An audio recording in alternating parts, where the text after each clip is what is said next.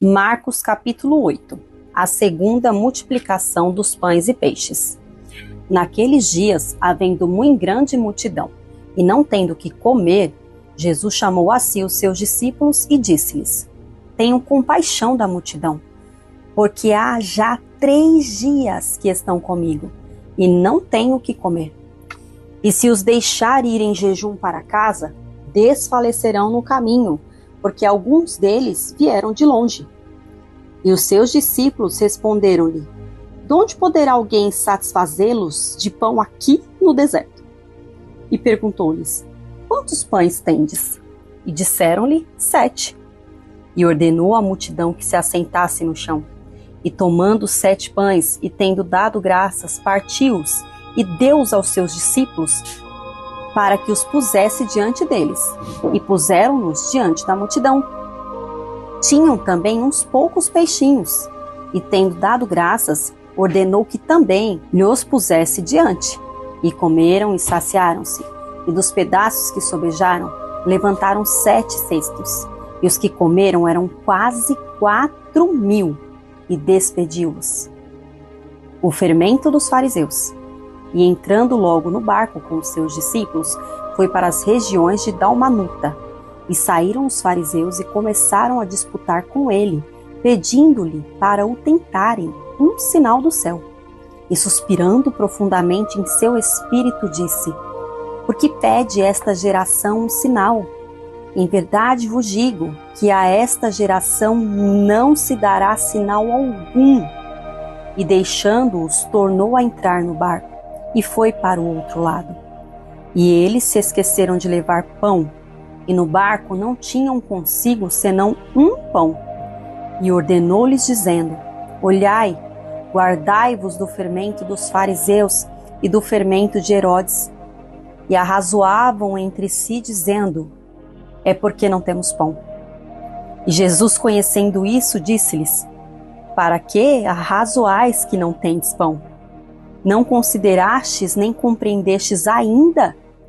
Tende ainda o vosso coração endurecido? Tendo olhos não vedes, e tendo ouvidos não ouvis, e não vos lembrais? Quando parti os 5 pães entre os 5.000 homens, quantos cestos cheios de pedaços levantastes? Disseram-lhe: 12. E quando parti os 7 entre os 4.000, quantos cestos cheios de pedaços levantastes? E disseram-lhe: 7. E ele lhes disse: Como não entendeis ainda?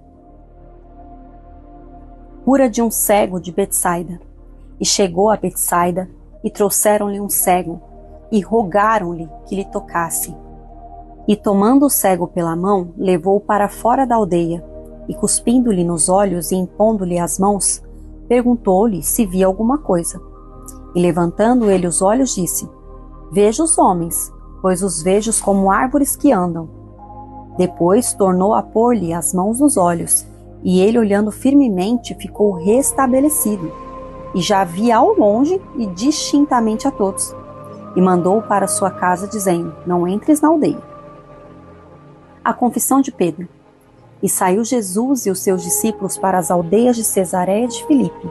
E no caminho perguntou aos seus discípulos, dizendo: Quem dizem os homens que eu sou? E eles responderam: João Batista, e outros Elias, mas outros um dos profetas. E ele lhes disse: Mas vós, quem dizeis que eu sou? E respondendo Pedro, lhe disse: Tu és o Cristo. E admoestou-os para que a ninguém dissessem aquilo dele. E começou a ensinar-lhes que importava que o Filho do Homem padecesse muito, e que fosse rejeitado pelos anciãos e pelos príncipes dos sacerdotes e pelos escribas, e que fosse morto, mas que depois de 3 dias ressuscitaria. E dizia abertamente estas palavras. E Pedro o tomou à parte e começou a repreendê-lo.